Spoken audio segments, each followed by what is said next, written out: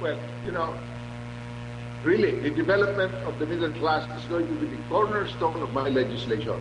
Because I believe that when we expand the middle class, as we have done here in Cebu, mind you, Cebu contributes more to the national government now than all the other Visayan islands put together. Why? Because we have developed our middle class, but we are nowhere near where we should be.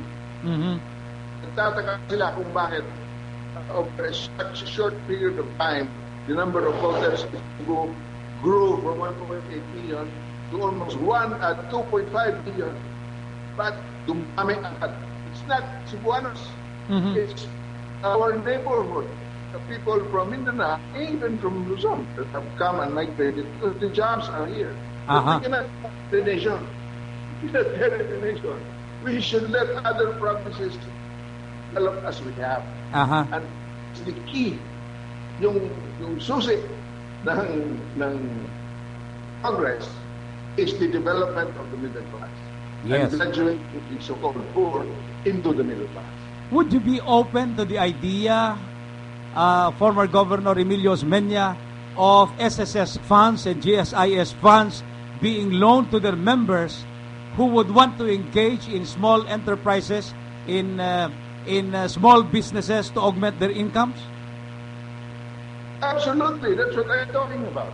Because the contributors to this fund are also the entrepreneurs and their employees. So it goes without saying that the first priority should be health. Yes. The second should be education. Okay. It should be housing and enterprises that are limited to the most productive area, which is the small-scale industries. Not huge banks, not the huge corporations. Don't need it anyway. That's right. That's right. All right. So, maganda po yan. That's a very nice plan, and certainly is going to help the middle class, and if the middle class is helped, it's certainly going to propel the Philippines into an economic tiger in just a short span of time. Now, the real problem now would be making our people know that an Emilio Osmeña, the person responsible for the economic boom in Cebu, is running for senator. How do you intend to do that, sir? Well, of course, mass media is very important nowadays. Yeah. But our good fortune, really, nowadays is that the information revolution, the existence of electronics like what we are doing right now. I am in our home in Cebu and you are in Manila, and we have this discussion which would not have been possible only a few years back. Then you have the advantage of the use of the cell phone, but the advantage of the use of many other instruments to get to the electorate, where yung rally, that's passe. But if you were to handshake and eyeball every voter in this country, you will need 10,000 years now. That's right. The Filipino. Tama po yun. So, we will expect more materials from senatorial candidate Emilio Osmeña, so that more people will be able to understand that he is running for senator in May 10, 2010 elections.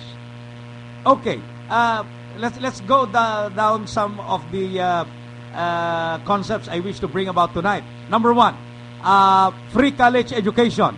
What will a Senator Emilio Osmeña do in relation to free college education? Do you have any plans about it, sir? That is not practical. That is not practical. It's not affordable. Free college education is not practical and not affordable. What are you going to pay the teachers with? If you want to teach, I have to be honest, hindi pwedeng free lahat. Okay, we don't have enough resources for that. What we need to do first is build our infrastructure and then allow the population to grow.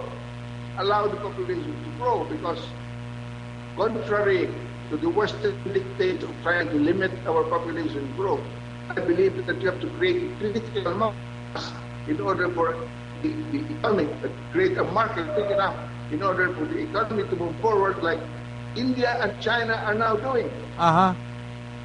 Right. So I am in diagonal opposition to those advocates of the Western dictates that we should limit our population. All right. Okay. Give it a future. Apo. I am doing the command of the Bible. Ang dami kong mga apo. You wanna see them? All right. Pork barrel. How does a Senator Emilio Osmeña react to the issue of pork barrel, especially for senators? Pork barrel. The term pork barrel has become negative because of graft. But legislators, budgets are prepared by the House, go through the Senate, and they prepare the policies for the implementer, the executive has to do. And part of the policy is appropriating funds for key infrastructure projects, which is what most of the so-called pork barrel is for. Provided it is implemented by the executive branch, because congressmen and senators have no business implementing anything. They have business legislating. It's not practical in whatever democracy to say that pork barrel or the legislating appropriation for infrastructure is a no-no. It is not practical, it is not doable. All right. Because pumasok yung fact. But I tell you one thing, when I was governor of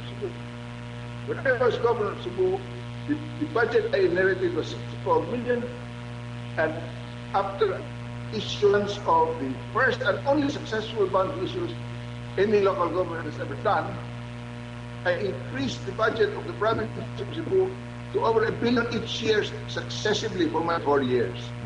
Most of that went into M2 development.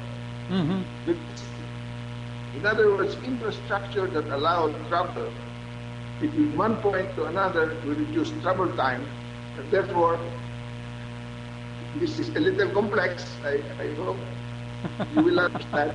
Yung velocity ng pera, it's not the amount of money that's important. It's how the money moves from hand to hand. Because each time money moves from hand to hand, it develops or produces the equivalent in goods and services. So what did we do? We made distance shorter by improving infrastructure. As the money flow, the peso became 10 times more valuable kasi bumilis yung ikot ng pera. So, I don't know how to make it sound simpler, but the truth is when you invest in infrastructure, you are creating wealth. If you reduce travel time in the Philippines by half, you have doubled its wealth without adding a single centavo to go into circulation. Kasi ang value ng pera nasa bilis ng ikot niya. Kahit na 1 bilyon, 10 bilyon, 1,000 bilyon dolyar nandyan sa bedroom mo, walang halaga. That has no value. It does not move. All right. So, Opo. Going back, okay? Yes. Infrastructure, government should do only that which the private sector cannot. And infrastructure is one of those.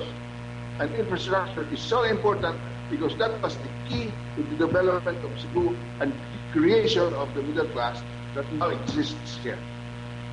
Very nice. Ano po ang magiging stand ni Senador Emilio Osmeña sa constitutional change, sa charter change? Would you have any stand on this, sir? I was in favor of charter change from day one.